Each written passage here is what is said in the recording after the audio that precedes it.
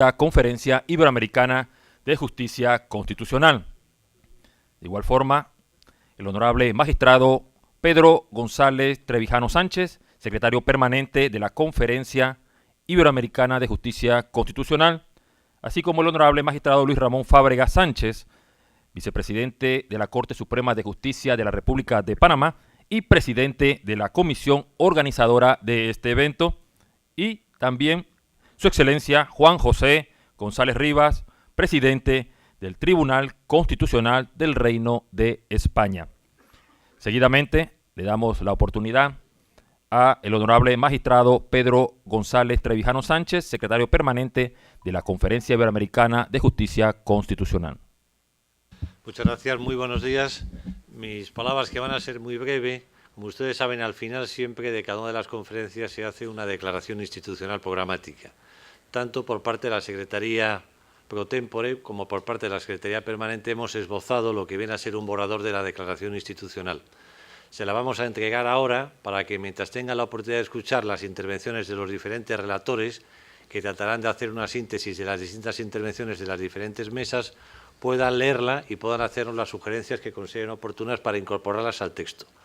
Vuelvo a hacerles hincapié en lo que les he dicho. Se trata simplemente de un borrador. No es, porque no puede ser de otra forma, ningún texto definitivo y, en consecuencia, absolutamente libre para que ustedes puedan hacer aquellas aclaraciones o añadiduras que estimen conveniente. Sí les quería hacer dos especificaciones, aunque creo que es innecesario. En primer lugar, esta es una declaración general, es una declaración de intenciones programática, no es una declaración en consecuencia particular con contenidos específicos. Y en segundo lugar, y como consecuencia de ello, tenemos que tratar de adecuarnos a lo que es una declaración en que todas y cada una de las delegaciones integrantes nos encontremos razonablemente cómodos. Con ello no quiero cercenarles el uso de añadir o de suprimir lo que consideren oportuno. Yo creo que tienen aproximadamente como 30 o 40 minutos para que lo puedan leer y puedan hacernos llegar aquellas sugerencias que consideren convenientes. Nada más.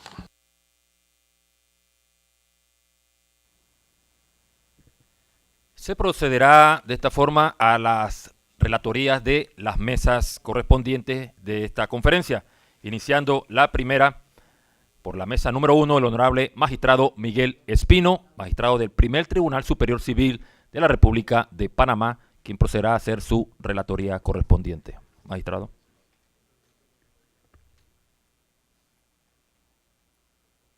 Buenos días, estimados de la mesa principal, magistrados todos, invitados todos.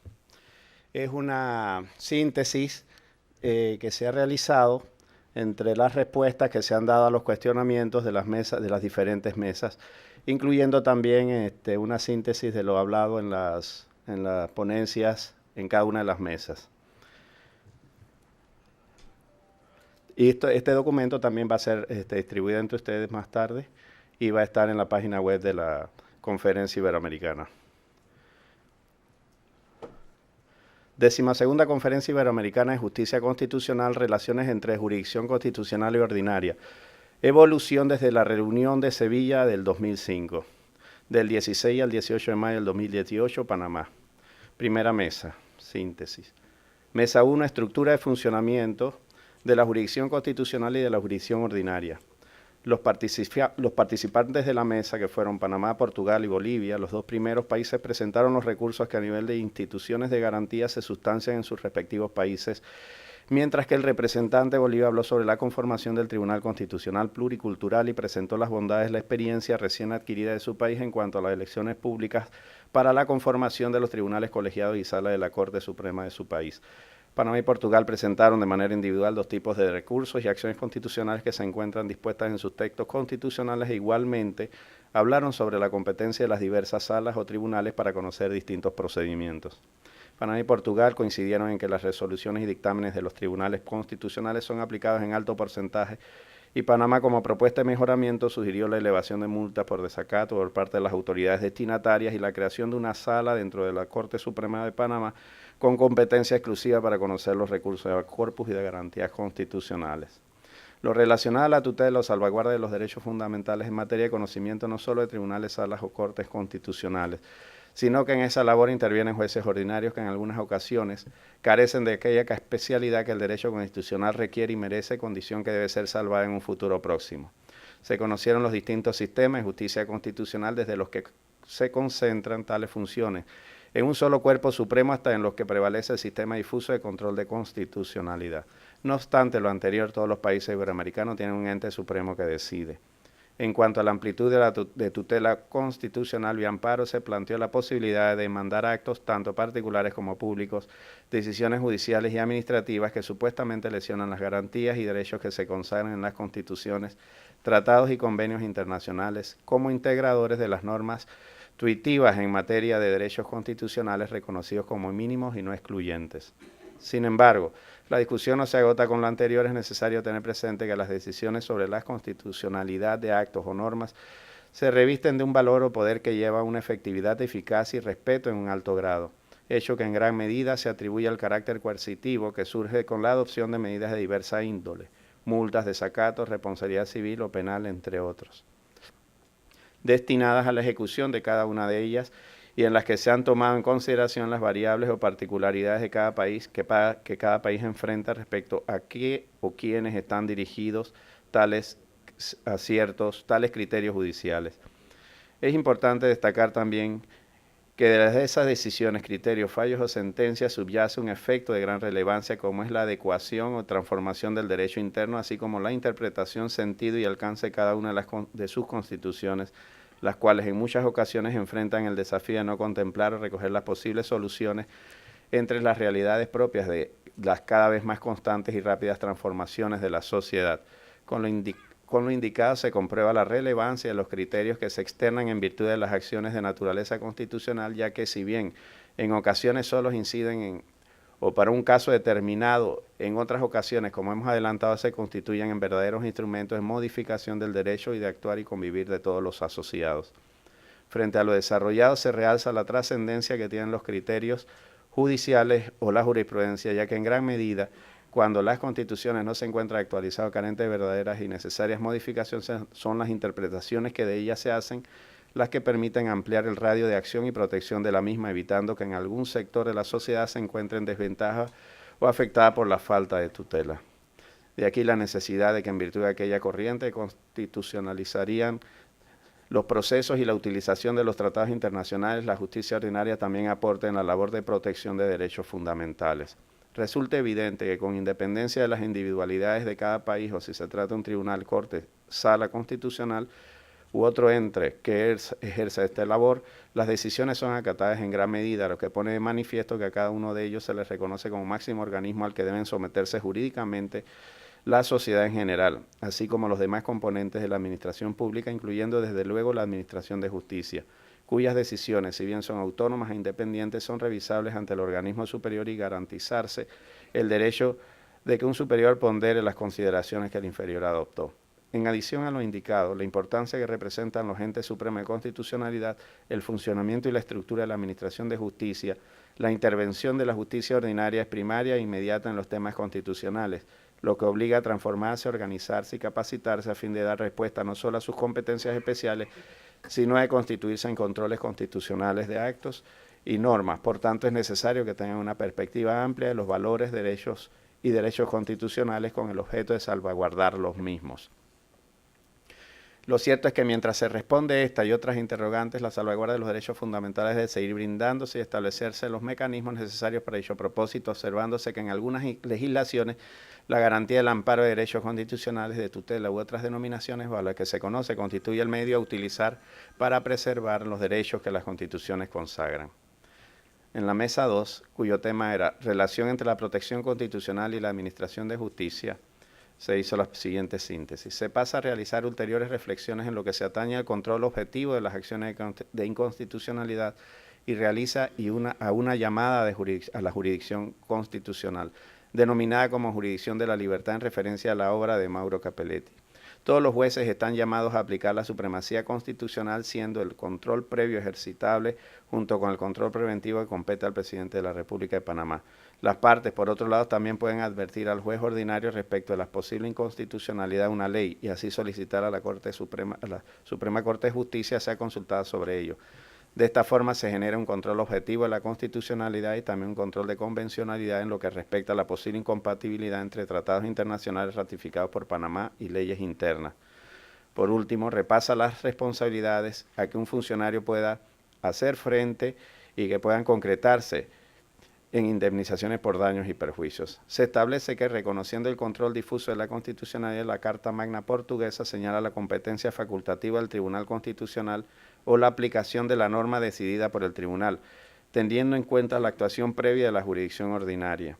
Nunca se analiza la inconstitucionalidad en abstracto y puede ser suscitada la constitucionalidad, pero antes han de hacerlo los órganos jurisdiccionales, pues el tribunal resuelve el acto o resolución al final del proceso. A este respecto, desde el punto de vista organizativo, existen 3 acciones con posibilidad de conocer por el Pleno. No compete al tribunal confrontar las resoluciones de los tribunales ordinarios con la Constitución, pero sí analizar si la interpretación elaborada por los tribunales ordinarios es conforme a la Constitución. El Tribunal Constitucional portugués conoce asimismo de los procesos electorales y los correspondientes a los partidos políticos. La responsabilidad de los funcionarios se produce si sus actuaciones se producen e insertan en un proceso constitucional. La importancia de los derechos humanos, la protección de la dignidad y la internacionalización de los mismos también abarca su reflexión la protección de los derechos sociales. El control de constitucionalidad es concentrado en Argentina y no difuso. Las sentencias son interpartes. A partir de la reforma de 1994, la Convención Americana de los Derechos Humanos tiene rango superior jerárquico y especialmente reconoce un papel de la Corte Interamericana de Derechos Humanos. Bueno, creo que aquí está mal. Creo que en Argentina es difuso todo el sistema, ¿no? Es difuso todo el sistema, ¿no? Hay que anotar eso. El ponente también examina el diálogo entre la Constitución y los tratados internacionales ratificados estatalmente. Termina con un interrogante. ¿Cuál debe ser la intensidad del control jurisdiccional sobre las materias reservadas por ley a la discrecionalidad de la acción política? El ponente aboga por no cometer el error histórico de controlar demasiado estrechamente dichas materias, abogando por respetar al legislador, comprobando su tolerancia y el propio margen de soberanía que Constitución y ley le conceden. Se pasa a realizar ulteriores reflexiones en lo que atañe al control objetivo de las acciones de inconstitucionalidad y realiza una llamada a la jurisdicción constitucional denominada como jurisdicción de la libertad en referencia a la obra de Mauro Capelletti. Todos los jueces están llamados a aplicar la supremacía constitucional, siendo el control preventivo ejercitable junto con el control preventivo que compete al presidente de la República. Esto se repitió. Por último, repasa las responsabilidades que un funcionario puede hacer frente y puede concretarse en indemnizaciones por daños y perjuicios. La importancia, y esto termina aquí. Bueno, estas son las 2 síntesis más o menos que se han realizado. De todas maneras, este es un texto de borrador que está siendo revisado por la comisión revisora con respecto a las ponencias que se dieron, que se presentaron en las mesas. Gracias. Agradecemos al honorable magistrado Miguel Espino, magistrado del Tribunal Civil el primer Tribunal Civil de la República de Panamá, por esta relatoría en la mesa 1 y 2. Seguidamente se procederá a la relatoría de la mesa 3 y 4 y lo hará la honorable magistrada Aidelena Pereira Vélez, magistrada del Tercer Tribunal Superior de Panamá.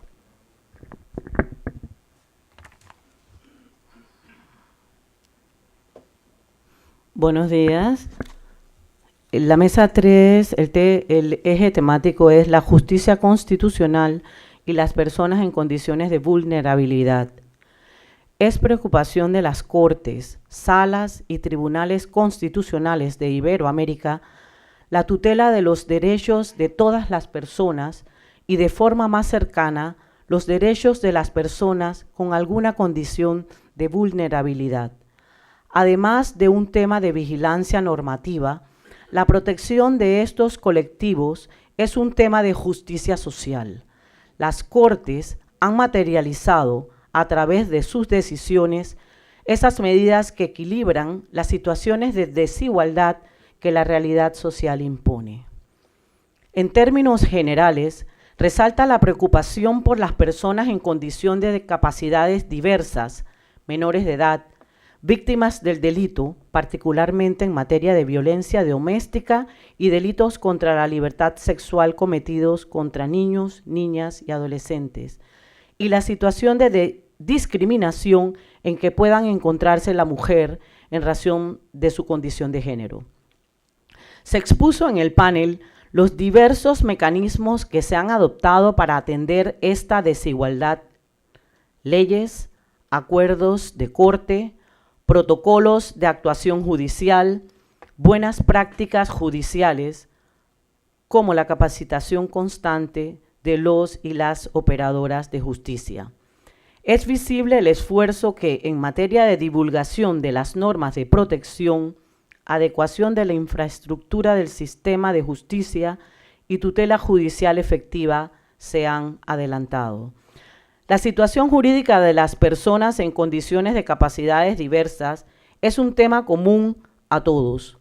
En diversas dimensiones, las cortes, salas, tribunales constitucionales han introducido criterios más contemporáneos contenidos en las convenciones ante la realidad de normas nacionales muy antiguas, tales como los códigos civiles, que en varios casos datan de más de un siglo. A través de estas decisiones se ha podido dar un carácter más humano a una realidad para la que la normativa, en ocasiones, resulta insuficiente. Todos los países han reconocido la importancia de la protección integral de los menores de edad. En cuanto a los derechos fundamentales como la educación, la salud, la vivienda, los alimentos, las Cortes Constitucionales han revertido múltiples situaciones de discriminación que, bajo el amparo de una ley, violan el principio fundamental del interés superior del menor. La protección a menores de edad que se encuentran fuera del seno familiar, de los hijos e hijas de padres y madres divorciados, o que se encuentran en alguna situación de desventaja, ha sido de interés fundamental. De igual forma, se han fortalecido las medidas para proteger a los menores de edad que son vinculados a un proceso judicial, mayormente cuando son víctimas de algún delito. Se ha reconocido la protección de derechos de todas las niñas y niños por igual, pero se justifican las medidas especiales de protección, acciones afirmativas, en determinadas situaciones, orfandad y o abandono. Así, se ha estimado violado el principio de igualdad cuando se cesa automáticamente las medidas de apoyo a la autonomía de vida aplicada a jóvenes bajo la custodia del Estado, con el fin de permitirles completar su formación profesional o académica, cuando esos beneficiados cumplen los 21 años de edad. La norma más favorable prevé que los jóvenes que viven en un entorno familiar puedan exigir pensión de alimentos a los padres hasta los 25 años para proseguir sus estudios. Le corresponderá al Estado esa prestación si el padre no puede asumirlo. El Tribunal Constitucional ha dictaminado que si el Estado paga los alimentos, una vez que se dicta la sentencia en firme y no paga los alimentos vencidos, existe una desigualdad. Si los padres no pueden cumplir la obligación de alimentos, el Estado, una vez que se subsane esa situación, tiene el derecho a repetir en contra del padre. Es decir, se declara inconstitucional la normativa que regula la diferenciación de edad para otorgar el beneficio entre los y las niñas que estén bajo el custodio del Estado y los niños y niñas que están bajo la custodia familiar. Se reconoce también que las víctimas de la delincuencia violenta, mujeres víctimas de delincuencia doméstica, violencia doméstica, y los niños víctimas de abuso sexual, son especialmente vulnerables, titulares de derechos específicos que pueden implicar restricciones de los derechos de los inculpados en el proceso penal. Por ejemplo, la celeridad de los procesos relacionados con violencia doméstica, así como las declaraciones del niño víctima del crimen contra la autodeterminación sexual, son legalmente válidas dentro del proceso, aunque no hayan sido objeto de lectura en audiencia de discusión y dentro del proceso y juicio. También se ha reconocido la capacidad de las personas con discapacidad psíquica para testificar en la condición de ofendidas en el proceso penal y se ha declarado la inconstitucionalidad de la norma del Código de Proceso Penal que establece la incapacidad absoluta de los interdictos por discapacidad psíquica de testimoniar en el proceso penal por violación de un derecho a un proceso justo. La situación de discriminación en que el sistema patriarcal ha colocado a la mujer es tema primordial para las salas, cortes y tribunales constitucionales que promueven la integración desde la perspectiva de género en las decisiones judiciales. Asimismo, se han adelantado iniciativas para que la perspectiva de género sea parte fundamental de la preparación profesional de los y las operadoras de justicia. La adopción de las 100 reglas de Brasilia para el acceso a la justicia de las personas en condiciones de vulnerabilidad ha permitido la incorporación de este valioso instrumento en el fundamento jurídico de importantes decisiones sobre derechos constitucionales.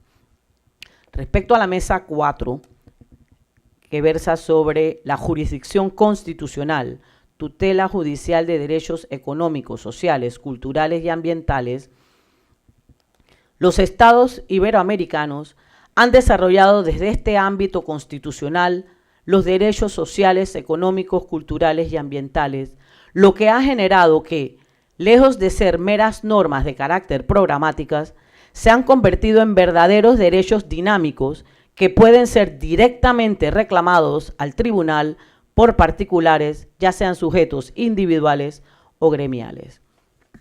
En algunos casos, se hicieron reformas constitucionales considerando que los derechos y garantías establecidos en las mismas deben considerarse como mínimos y no excluyentes de otros que incidan sobre los derechos fundamentales y la dignidad de la persona.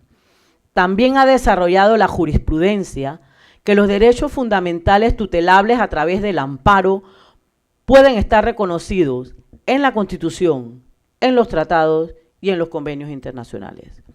La jurisprudencia ha protegido diferentes derechos colectivos y difusos frente a actos generales individualizados a través del amparo de garantías constitucionales, al igual que el derecho a la salud, derechos laborales y sindicales. Estos últimos derechos se protegen no solo respecto a las personas con discapacidad diversa, sino también a las personas que los tienen bajo su custodia. Las decisiones constitucionales han protegido a las personas con hemofilia, pacientes renales o con VIH positivo para obtener de las instituciones médicas del Estado los medicamentos necesarios y los tratamientos adecuados, sin que sea el costo de los mismos una excusa para el Estado para no proveerlos. Con relación a los derechos políticos, desde el derecho constitucional, los Estados los protegen a través de los derechos individuales por medio del acceso a la justicia, la libertad individual, con la protección de los derechos de la mujer y el voto ciudadano de manera más amplia y participativa. Se ha hecho mención a los diversos fallos de las Supremas Cortes que se han referido específicamente al tema de las reservas de la biosfera en términos de los compromisos adquiridos por los estados a partir de la Conferencia de Sevilla. Se ha señalado en este sentido que los derechos medioambientales que se consideren amenazados o vulnerados pueden ser protegidos mediante el procedimiento de amparo. Siguiendo el precedente marcado por la interpretación de los derechos sociales más usuales como la salud y educación, las Cortes enfatizan que, en su núcleo esencial, estas provisiones constituyen derechos humanos tutelables por esta vía. Las Cortes Supremas de Justicia y tribunales constitucionales, conscientes del compromiso institucional, han plasmado en la declaración final de la reunión plenaria celebrada en la ciudad de Lima el 1 de julio de 2016, que se encuentran comprometidas con el reto de elevar el nivel de profesionalización de las personas llamadas a ser jueces y magistrados, con el objetivo de producir una transformación positiva en el modo de impartir justicia, consona con las transformaciones del derecho en lo interno y en el ámbito internacional, que exige contar con jueces y funcionarios judiciales independientes, actualizados, con altos estándares éticos, capacitados para ejercer la labor de tutela de los derechos fundamentales en condiciones de justicia y equidad, con conciencia de los efectos de sus decisiones en la vida nacional, en la calidad de vida de las personas y en el medio ambiente, lo cual, sin duda, exige una formación cada vez más cimentada en altos estándares de calidad, eficiencia y eficacia. Se visualiza un abanico de derechos que se han expandido, como los derechos de los indigentes, así como también los derechos del adulto mayor. Con los cambios constitucionales que se han logrado garantizar, la efectiva tutela de los derechos sociales individuales y ampliar los derechos a derechos sociales, económicos, culturales y ambientales, de tal manera que tanto las constituciones como las nuevas tendencias jurisprudenciales vayan de la mano de los avances que se han logrado. Dentro de ese ámbito se destacan en materia procesal la posibilidad en determinadas y puntuales circunstancias que las Cortes en funciones constitucionales dicten autos de mejor proveer para poder suplir las falencias probatorias frente a personas que presenten discapacidades diversas. Existen avances en materia de la transparencia y el acceso a la información pública como pilares fundamentales de la democracia, en los cuales se ha señalado que incluso el secreto del Estado y la información reservada deben ser excepciones frente al principio de máxima publicidad y transparencia. Desde la Conferencia de Sevilla de 2015 hasta la Conferencia de Panamá 2018, ha habido avances a traer los tratados internacionales e incorporarlos a las legislaciones de cada estado, que anteriormente se consideraban de carácter programático, para hacerla imperativa para cada uno de los países iberoamericanos.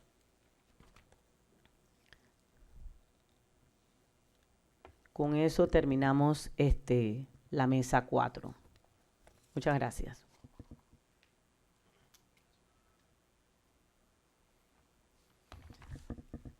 Agradecemos la síntesis que ha hecho la honorable magistrada Aidelena Pereira Baylis de esta mesa 3 y 4. A continuación, se procederá a la última relatoría de la mesa número 5 por parte del licenciado el doctor Ricauter Soler Mendizábal, director del Instituto Superior de la Judicatura de Panamá, doctor César Quintero Correa.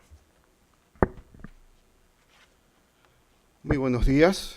La misa 5, los medios de comunicación, internet y redes sociales orientados al derecho constitucional. En el mundo actual, la conectividad de internet, como también el desarrollo de las redes sociales, hace más necesario que los países que entreguen herramientas para poder democratizar efectivamente el uso de estos nuevos medios de comunicación. Si se requiere que sea elevado el derecho constitucional, es una cuestión que corresponderá a debatir a la sociedad. Las relaciones digitales en el marco de Internet ya son componentes de la sociedad moderna y democrática, porque son un vínculo para intercambiar información, conocimiento y cultura, elementos clave para ampliar la libertad individual y el desarrollo humano. No cabe duda que en las sociedades modernas el acceso al Internet y a las redes sociales es una necesidad imperiosa, dado a la comunicación y la información que se maneja por estos medios, es parte integrante de la sociedad civil. Una población ajena al acceso al Internet y a las redes sociales es hoy en día no solo impensable, por ello, implementación del acceso al Internet y las redes sociales como parte de la realidad del país es jurídica y constitucionalmente. El acceso al Internet es un derecho humano, no solo permite a la materialización de un derecho civil de primera generación como la libertad de expresión, sino también se ha convertido en el medio idóneo para poner en práctica uno de los pilares del derecho social exigible. Los derechos humanos en general deben ser exigibles, pero fundamentalmente los derechos sociales que históricamente han sido relegados en segundo plano cuando resulta imposible hablar de derechos a la vida sin efectividad a la protección de los derechos sociales. Hoy no podemos hablar de libertad de expresión, acceso a la información, se refiriendo al Internet, por lo tanto el acceso al Internet y las redes sociales deberían ser garantizados por el Estado como un derecho social, al igual que se garantizan los derechos de naturaleza.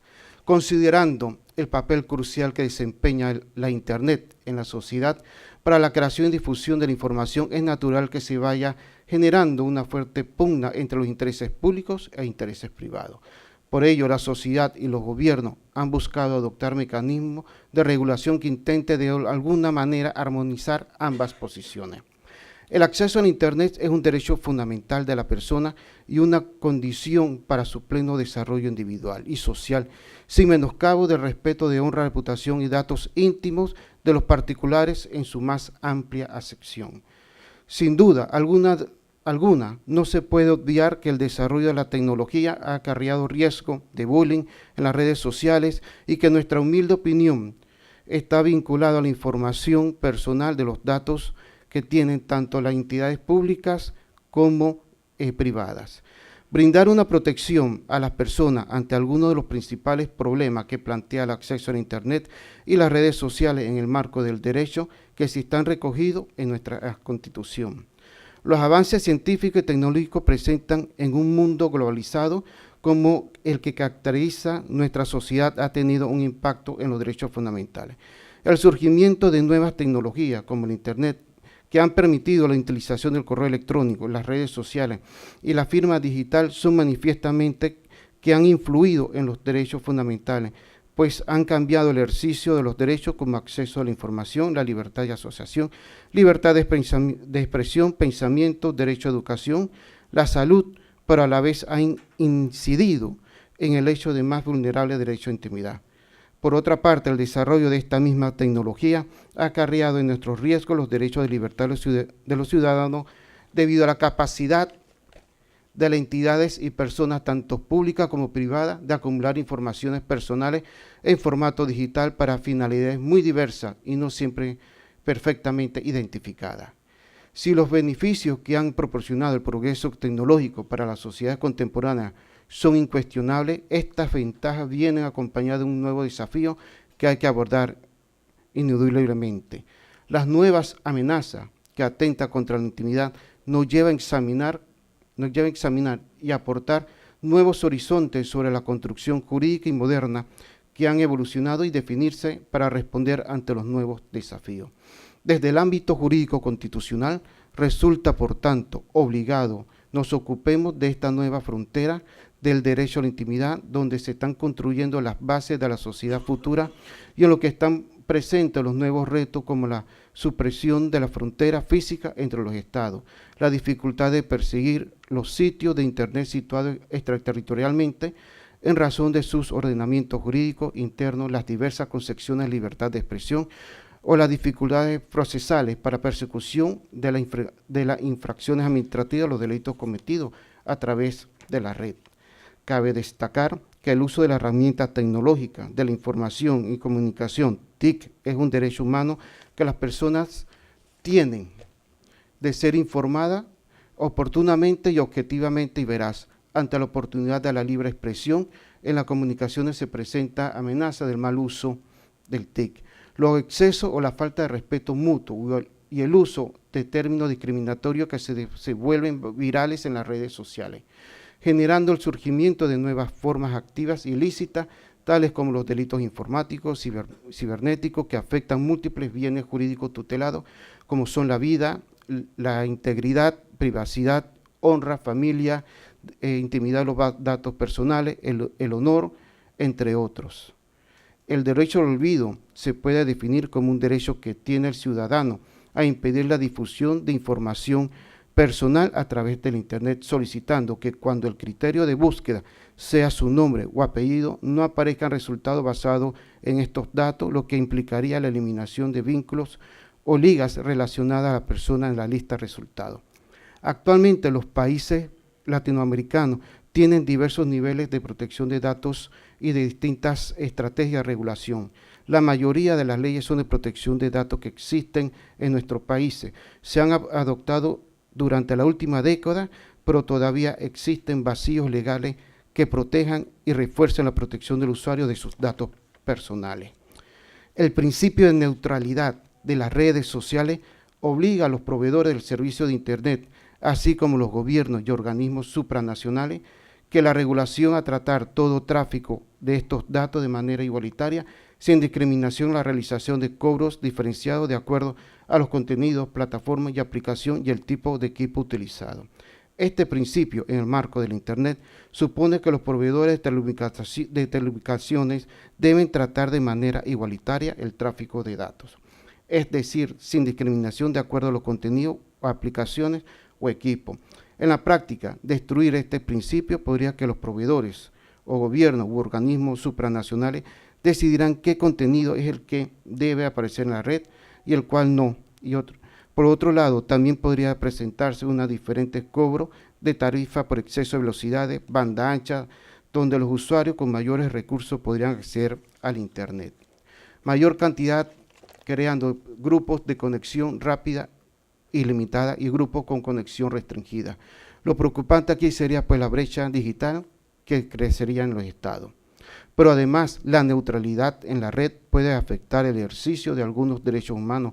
La neutralidad favorece el desarrollo de la personalidad a través del conocimiento, materiales educativos y culturales, así como el intercambio de ideas con fundamento al ejercicio de la libertad de expresión. Por lo tanto, cualquier intento de delimitar el contenido o calidad del mismo respecto de unos u otros ciudadanos, tanto el costo como la velocidad puede suponer una discriminación con efectos perjudiciales para el desarrollo individual de los pueblos. En conclusión, la neutralidad de red permite garantizar el ejercicio de derechos fundamentales como el derecho de igualdad, la libertad de expresión, protección de datos, entre otros. Muchas gracias.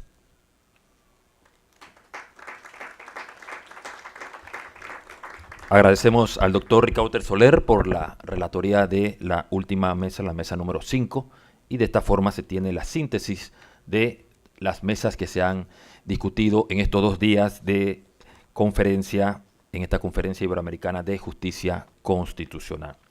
Seguidamente le concederemos la palabra, le cedemos la palabra a los distinguidos miembros de la mesa principal, es decir, a su excelencia Hernán de León Batista, presidente de la Corte Suprema de Justicia de Panamá y secretario pro tempore de esta 12ª Conferencia Iberoamericana, en conjunto con el honorable magistrado Pedro González Trevijano Sánchez, secretario permanente de esta conferencia, al igual que los distinguidos miembros que la integran, para la discusión del proyecto que ya se le ha distribuido de declaración final de esta Conferencia Iberoamericana. Magistrados.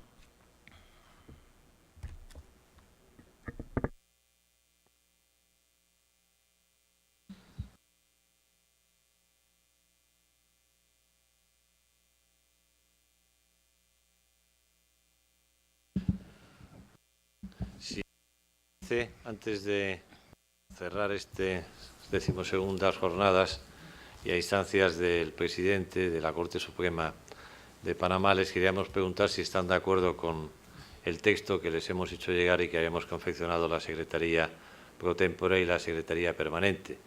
Si fuese así, dábamos por cerrado este acto, procedíamos a la instalación de una mesa para que pudiesen ir a firmar a cada una de las delegaciones y posteriormente ya tomaríamos la palabra en los medios de la mesa para poner término a las presentes jornadas. ¿Les parece bien? ¿Tienen alguna consideración que quieren hacer? Pues entonces, si no tienen ninguna, y de acuerdo con lo que dicen los estatutos de la conferencia, que me los he leído para la ocasión, se aprueba por aclamación, que es una fórmula también de aprobación, pues que es satisfactoria cuando todos nos encontramos de acuerdo. Entonces procederíamos, si les parece, a poder instalar la mesa para que puedan pasar a firmar, yo creo, y después ya cerramos el acto con las palabras del señor presidente.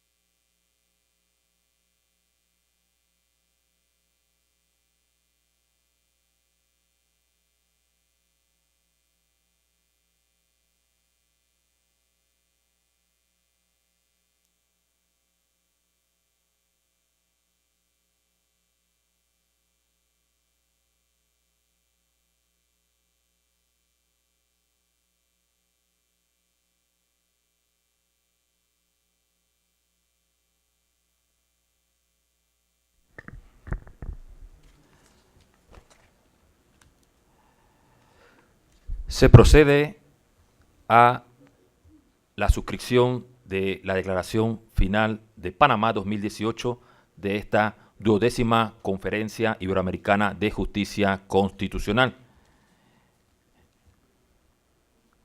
Se procede de la siguiente forma a llamar para suscribir la misma, para firmar la misma, al representante delegado del Tribunal Constitucional de Andorra.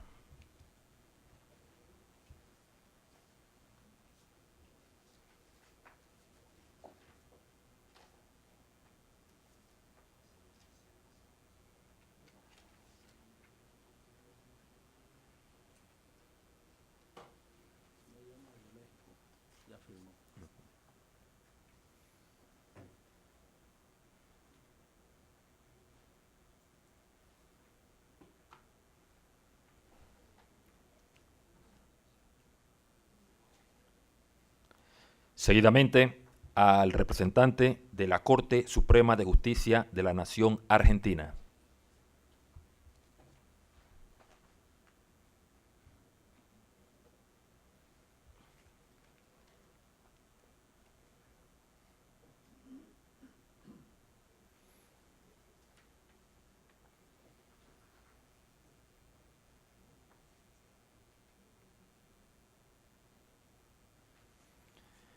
En ese mismo orden, al delegado del Tribunal Constitucional Plurinacional de Bolivia.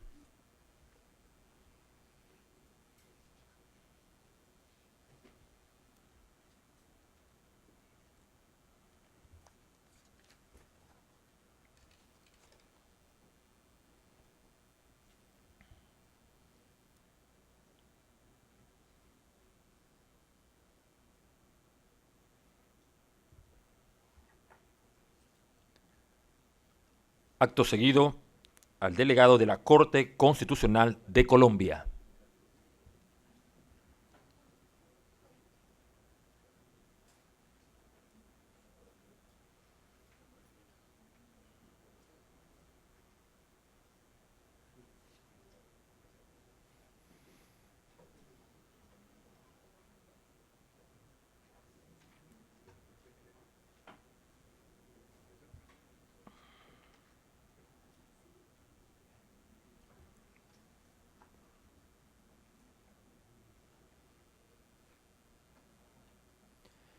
Asimismo, al delegado de la Sala Constitucional de la Corte Suprema de Justicia de Costa Rica.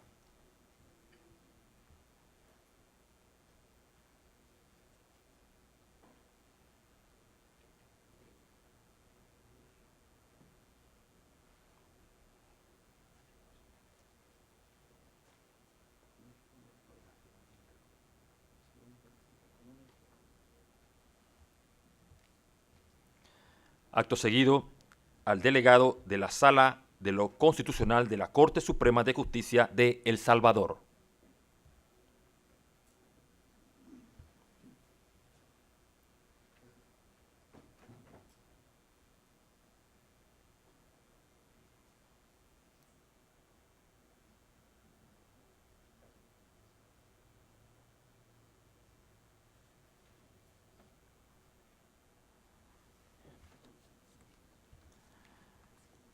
En ese mismo orden, al delegado del Tribunal Constitucional del Reino de España.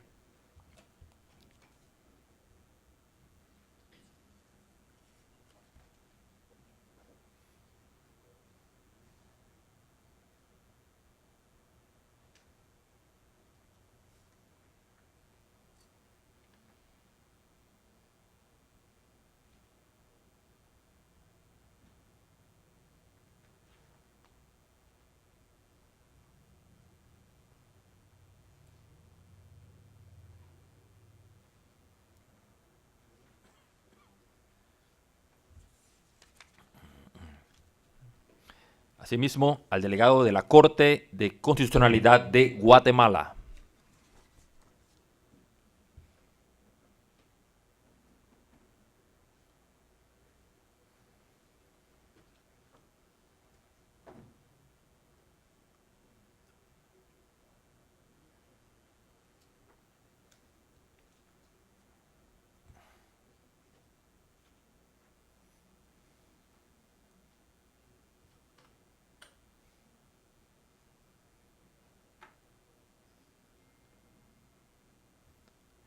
hacemos la salvedad de que el representante de la Suprema Corte de Justicia de la Nación de México ya suscribió el mismo. Acto seguido, llamamos al delegado de la Sala Constitucional de la Corte Suprema de Justicia de Nicaragua.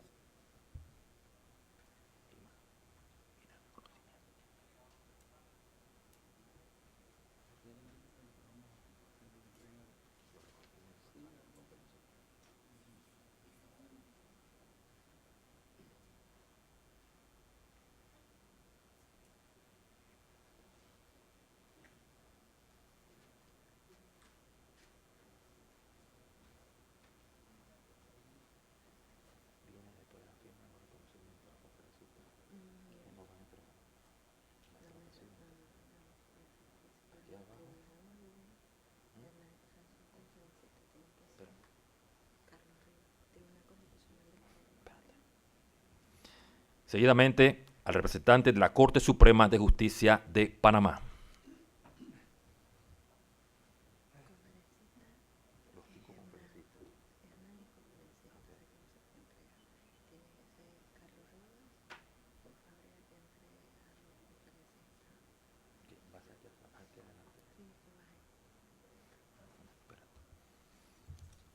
De igual forma, al representante del Tribunal Constitucional de Portugal.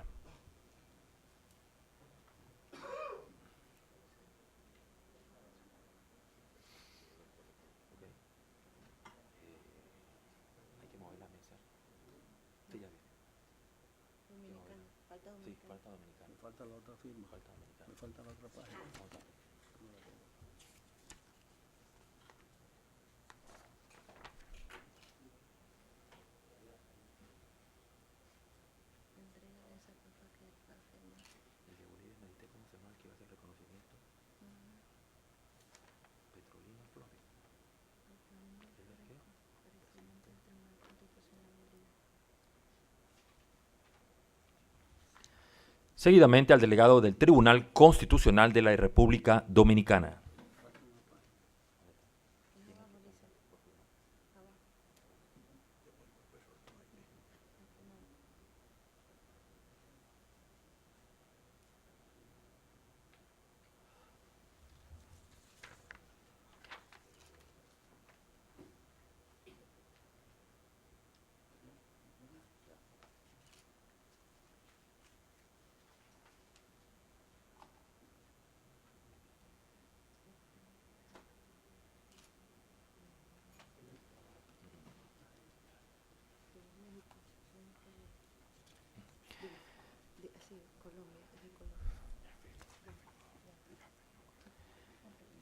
Concluido con esta última firma, a todos ustedes un fuerte aplauso por esta suscripción de la Declaración Final de Panamá 2018 en esta 12ª Conferencia Iberoamericana de Justicia Constitucional.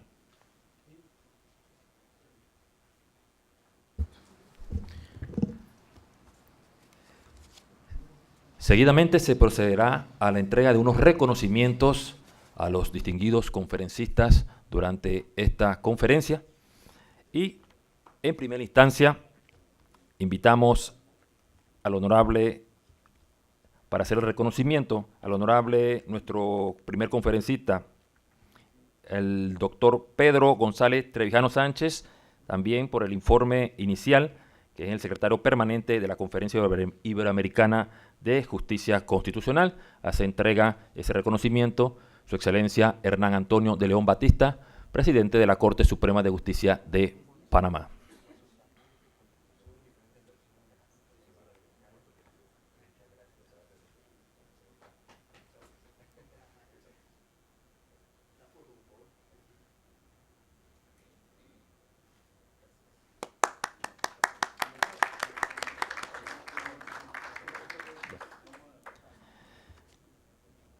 De igual forma, llamamos a nuestro siguiente conferencista para hacer el reconocimiento, el honorable magistrado Ricardo Enríquez Sancho, magistrado del Tribunal Constitucional de España.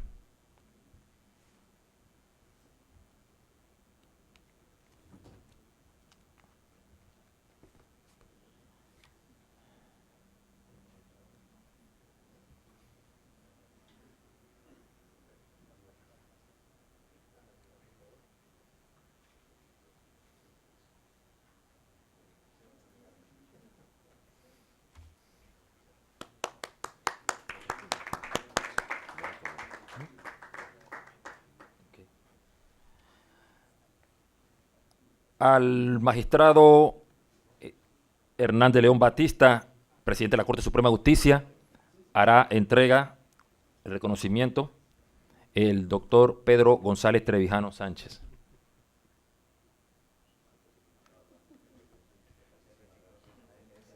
Reciprocidad.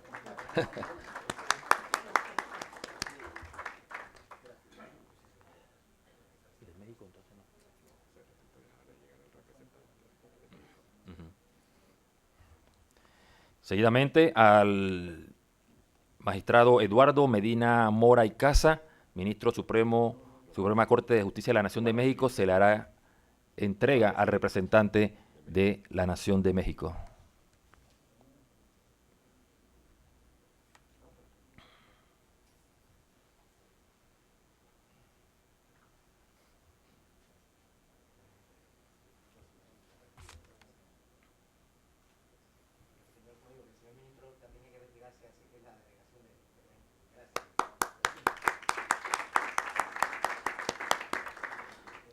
Y finalmente al honorable magistrado Alberto Rojas Ríos, de la Corte Constitucional de Colombia.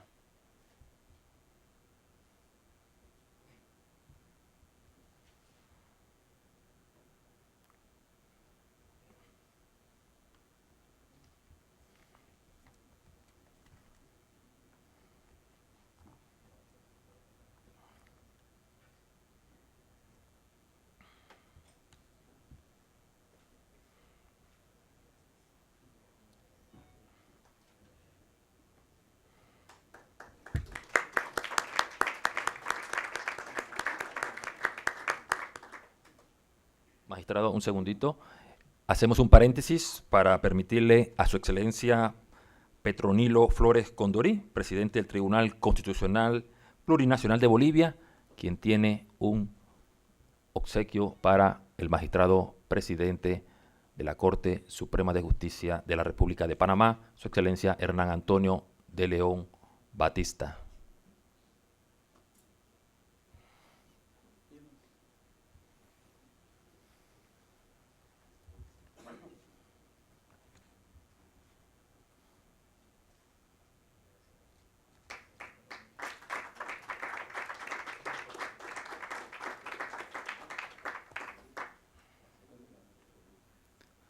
De igual forma, llamamos al honorable magistrado Luis Ramón Fábrega Sánchez, quien es el presidente de la comisión organizadora, que también la honorable magistrada Karen Lorena Gallardo Cejas, del Tribunal Constitucional Plurinacional de Bolivia, hará un reconocimiento.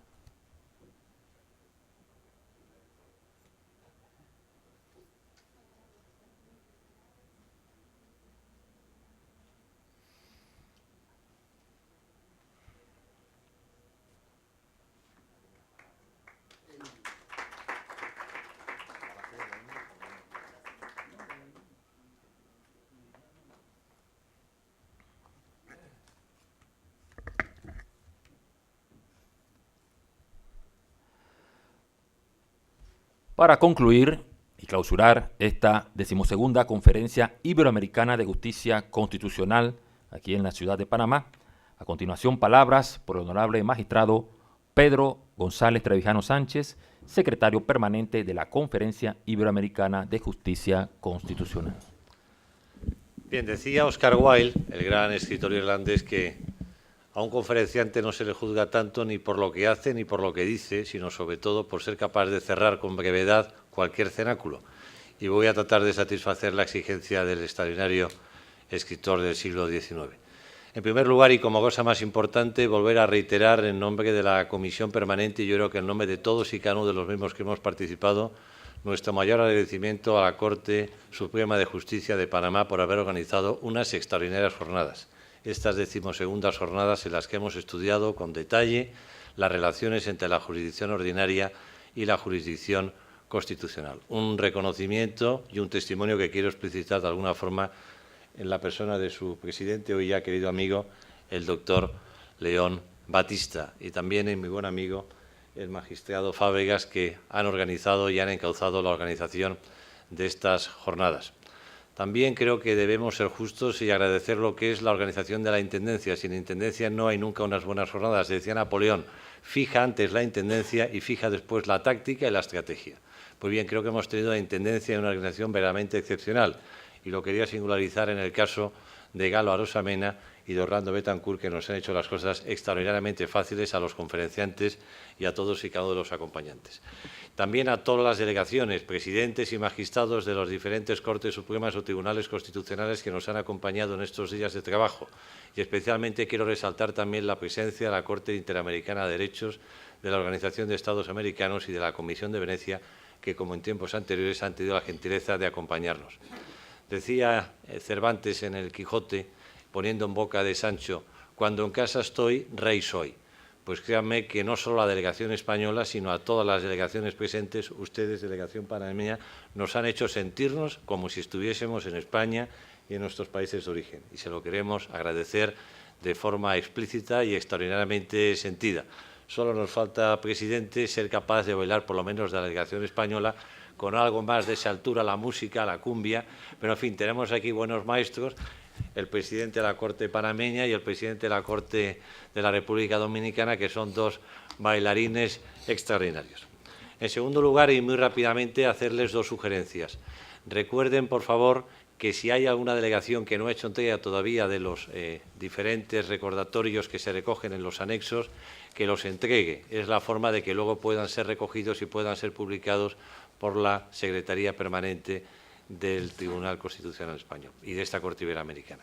Y finalmente, se los dije, nos gustaría tratar de hacer algo nuevo y poner en marcha una colección de cuáles son las resoluciones jurisdiccionales más importantes de las diferentes Cortes Iberoamericanas, empezando con 3 o 4 derechos fundamentales. Pero para empezar eso, esa selección de las 3 o 4 grandes resoluciones de todos los tribunales, necesitaríamos que las delegaciones que no lo hayan hecho designen un enlace. El enlace puede ser un magistrado en activo, puede ser su presidente, puede ser un exmagistrado, puede ser un letrado, de forma que podamos entrar en contacto con ellos. Y finalmente, y no les robo más el tiempo, quería darles la buena nueva de dónde se va a organizar, si no lo saben, la próxima jornada, la 13ª Conferencia Iberoamericana de Justicia Constitucional. Ya se fijará la fecha, supongo que entre el mes de mayo y el mes de julio del año 2020. Pues bien, va a ser la Corte Suprema Iberoamericana, la Corte Suprema de Colombia, la que va a organizar las próximas jornadas. Y quería agradecer de forma expresa todas las facilidades dadas cuando se lo propusimos el otro día el presidente de la Corte panameña y yo al presidente, a don Alejandro Linares, que ha acogido con auténtica pasión la celebración de las próximas jornadas y que estoy convencido que serán tan extraordinarias y tan estupendas como esta. Nos regalaron el otro día los magistrados una preciosísima guayabera de color azul navy. Pues bueno, para Rimbaud, el gran poeta surrealista, el color azul era el color de la esperanza. Estoy convencido que las jornadas que celebraremos en Colombia, aunque no va a ser fácil, presidente, porque lo han puesto muy difícil, serán igual de buenas que las que hemos tenido la ocasión y la oportunidad de celebrar en este día. De todo corazón, muchísimas gracias a todos ustedes.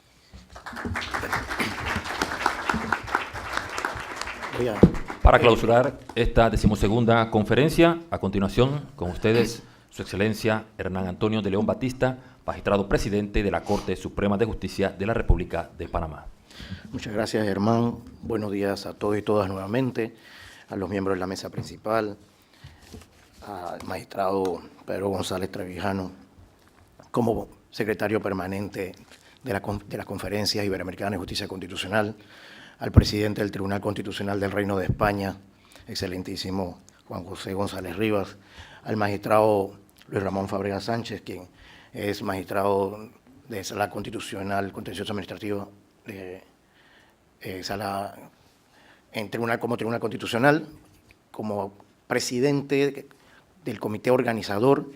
Quiero dar ahora un saludo muy particular a los organizadores, al licenciado Gustavo Arosemena, coordinador del despacho de letrados del magistrado Fábrega. Un saludo especial a los presidentes de tribunales constitucionales que están aquí presentes, a los presidentes de corte, a los magistrados de salas y de tribunales y de Corte Suprema, porque tenemos presidentes de corte, tenemos presidentes de tribunales constitucionales, no tenemos presidentes de sala en este momento. hoy que culminamos esta 12ª Conferencia Iberoamericana de Justicia Constitucional. Un saludo especial a los magistrados y magistradas de la Corte Suprema de Panamá, que en poco tiempo, y lo digo, el problema es mi sinceridad, dicen, si hay miseria en casa que no se note. Y cuando siempre he tocado el tema presupuestario, con la escasez presupuestaria, tal vez no se ha notado la miseria, pero sí lo tenemos. En Panamá hacemos siempre un esfuerzo tratando de que el Ejecutivo, el Ministerio de Economía y Finanzas nos dote de un mayor presupuesto para las actividades. También un saludo especial a las esposas de magistradas que nos han acompañado esta 12ª conferencia. Han notado que, y los invito a que se revise la página web de la conferencia, muy dinámica, están colocándose las conferencias, las discusiones, las mesas, lo cual redunda en beneficio, que es lo principal de estos encuentros académicos, de experiencia tribunalicia, de colaboración, de lo que es el avance de la interpretación de nosotros como jueces constitucionales, independientemente de los vaivenes políticos y como se han manifestado en estos 2 días y medio, 3 días de trabajo, es como nosotros, como tribunales, como guardia de la Constitución, que tenemos que saber interpretar, pero también tener la prudencia y el cuidado con las consecuencias jurídicas, sociológicas, económicas, de la repercusión de cada decisión que tomemos nosotros como tribunales, como cortes, como salas constitucionales. No puedo dejar pasar de largo también nuestro equipo de protocolo, de prensa, todo el equipo informático, toda la familia judicial, como siempre le llamo yo, por el esfuerzo que se hace, y que aunque estemos aquí 3 días, las labores de la Corte Suprema de Justicia de Panamá no dejan de estar paralizadas. Nosotros en la Constitución Política tenemos la figura del suplente personal, es decir, que tenemos caballeros y damas, magistrados suplentes con nosotros, que quisieran estar aquí con nosotros estos días, pero tienen que cubrir las labores y no se paraliza la administración de justicia para que sea expedita e ininterrumpida, como dice nuestra Constitución Política de Panamá. Agradecer muy especial, como dijo don Pedro González Trevijano, cuando nos acercamos al presidente de la Corte Constitucional de Colombia, don Alejandro Linares, al magistrado Rojas, para que Colombia aceptara ser la 13ª Conferencia Iberoamericana de Justicia Constitucional, y claro, de manera muy sincera me dice, ¿y esto cuánto cuesta? Y es como nosotros digo, no hay que tener temor, hay que dar también un agradecimiento al magistrado Sayú Prado y al magistrado Jerónimo Mejía y a la magistrada Russo. La magistrada Russo con el magistrado Jerónimo Mejía estuvieron en la 11ª conferencia en Lima, Perú, y desde allá se estuvo la idea de que Panamá fuera la sede, como en efecto, y el magistrado presidente en su momento, Sayú Prado Ganas, se acepta de que seamos sedes, como en efecto culminamos el día de hoy. Y en ese mismo sentido, a don Alberto Rojas, a don Alejandro Linares, es decir, ¿no?, como dicen en España, no tenéis miedo, porque la verdad que con mucho esfuerzo, pero poco dinero tal vez, pero con mucho esfuerzo se puede realizar. Además, son cada 2 años muy diferentes a otro tipo de organizaciones en el cual requiere más trabajo en temas de preparaciones. Aquí es un poco pausado. También un saludo especial a la Corte Interamericana de Derechos Humanos, su presidente que se excusó temprano conmigo, que tiene que retirarse en vuelo hoy, a su presidente Eduardo Ferrer MacGregor, a la Comisión de Venecia, todo el apoyo a la OEA, a la Secretaría de Asuntos Jurídicos, Jean-Michel Rigui, como observadores permanentes de las conferencias, y que sigamos en contacto entre nosotros, además, no solo en el aspecto académico, sino crear lazos de amistad que coadyuven, que redunden en nosotros, en alguna ayuda, como hacen ustedes en los tribunales a través, pues, como ya comentamos ayer en las mesas, de lo que es la red de redes, la Internet, y como dicen, como las redes sociales llegaron para quedarse.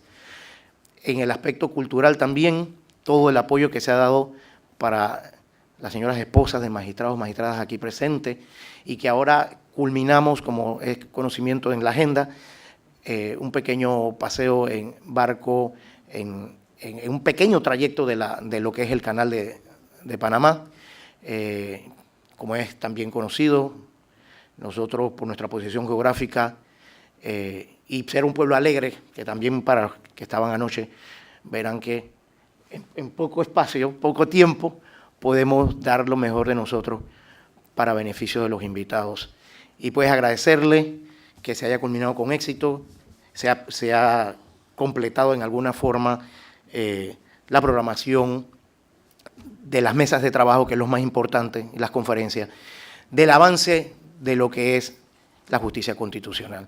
Y agradecerle, yo no sé si el presidente desea algunas palabras, ya que está aquí en la mesa principal igualmente, y agradecer, muchas gracias nuevamente.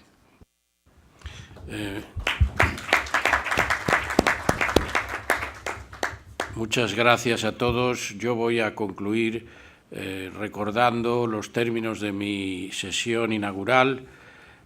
Por una parte, reconociendo el gran esfuerzo que se ha producido para la sólida consolidación de esta conferencia desde la reunión de Sevilla y, sobre todo, agradecer sinceramente a todos, empezando por la Secretaría Permanente, por la Secretaría Pro Tempore, por el presidente y por los magistrados del Tribunal Supremo de Panamá, por todas las personas a todos los niveles que han colaborado en el desarrollo de esta conferencia, manifestar el afecto a todos los presidentes y magistrados de las Cortes Supremas y desear, como ya se ha puesto de relieve, que la reunión de Colombia sea la continuidad de este fruto de desarrollo profesional y de amistad personal. En nombre del Reino de España, a todos mi sincero afecto y mi cordial agradecimiento. Muchas gracias.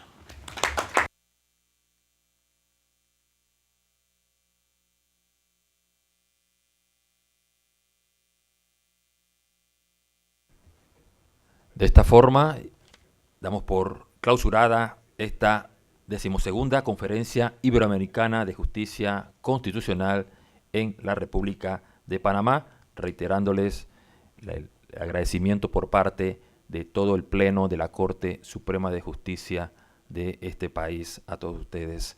Que tengan un excelente día y que la hayan pasado muy bien en nuestro país. Muchas gracias a todos. Sí.